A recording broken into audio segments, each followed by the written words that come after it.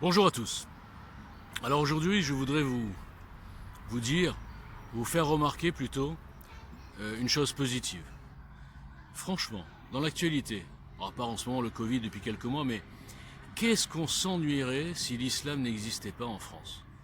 Vous imaginez, plus de faits divers, plus de lynchages, plus d'histoires de dealers qui tiennent en otage des quartiers entiers, plus d'histoires de femmes qui se baladent dans la rue dans un pays civilisé, qui est agressée par trois importés, trois produits d'importation, qui lui reprochent de porter une jupe. On est dans la cinquième dimension là. Alors ce matin, je voyais sur un plateau une députée En Marche qui pensait que c'était un harcèlement sexuel. Ouais.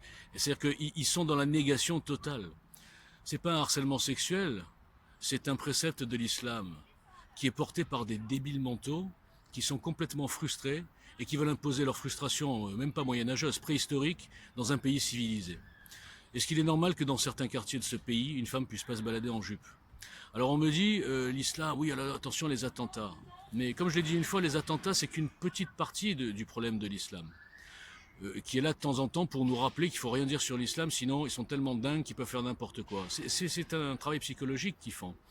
Les tarés qui attaquent au couteau au hasard, ils sont montés par qui? Vous croyez que ça revient à l'idée comme ça? Ils sont chauffés à blanc pour être des petits outils pour mettre un petit rappel à la population. Attention, ici on fait ce qu'on veut, on imposera nos codes, et si le premier qui bouge, on le massacre. Regardez l'actualité ce matin, ça enchaîne directement. Alors la rédactrice en chef, je sais pas quoi, de Charlie Hebdo, qui est obligée de partir comme une voleuse parce qu'elle était menacée. Ça leur suffit pas ce qu'ils ont fait. Ils veulent encore le faire. Pourquoi? Pour des dessins. Vous imaginez le niveau QI de ces gens-là, le niveau primaire, le niveau d'ignorance. Mais dans quel film, dans quelle religion? Mais qui est capable de tuer pour des dessins? Mais qui à part des débiles mentaux? J'ai pas peur des mots, à un moment donné, il faut pas déconner. Je veux dire, bien sûr, 90% des musulmans, ils font leur religion tranquille et je veux dire, je suis désolé d'être vulgaire, ils emmerdent personne.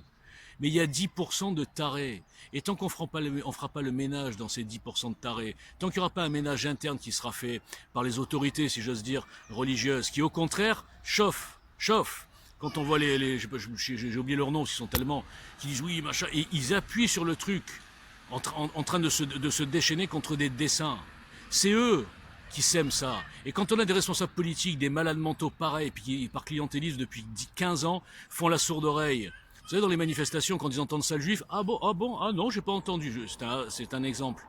On est dans un pays qui part complètement en déliquescence, quoi. Et si on dit quelque chose, des évidences comme ça, on est traité de racisme. Mais quel rapport avec le racisme? Quel rapport avec le racisme? On parle là de logique.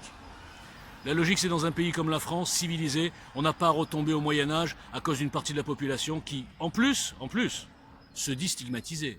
C'est-à-dire qu'ils font tout pour l'être, ils se comportent, une partie, d'une manière infâme, ils ont peur ni de la justice, ils respectent pas l'histoire de France, ils respectent pas les Français, vous savez, ils les méprisent, hein. Ils ont compris que les Français regardaient ailleurs.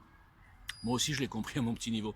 Vous imaginez que cette fille-là, une étudiante russe, alors je ne crois pas du tout que cette étudiante russe, elle ait été dans un quartier de Strasbourg islamisé. Non, elle était dans un quartier de Strasbourg normal, c'est-à-dire la France.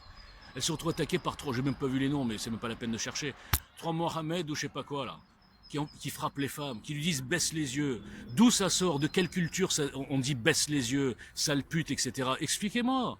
Dites-moi s'il y a des Jean-Louis, ou même des David ou des Mosché qui font ça. Non, c'est ciblé, enfin c'est ciblé. C'est un monopole, et on n'ose pas le dire. Je vais même vous dire, il y a plein de musulmans qui le savent. Moi, j'ai des amis musulmans, évidemment.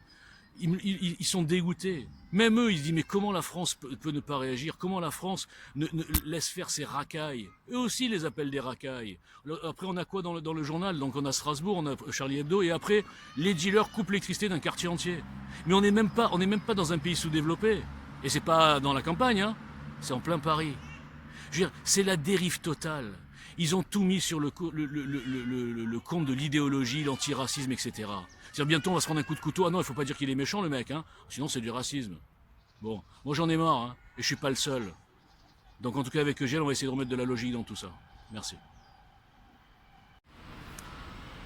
Oui, j'ai oublié dans les sujets du jour du journal.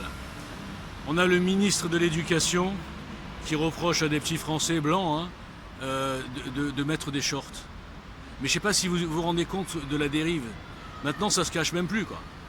Donc il reproche, il dit il faut une tenue républicaine. Alors une tenue républicaine, j'ai jamais entendu un truc pareil, une tenue républicaine, mais c'est marrant parce que moi j'aime bien ce terme, tenue républicaine.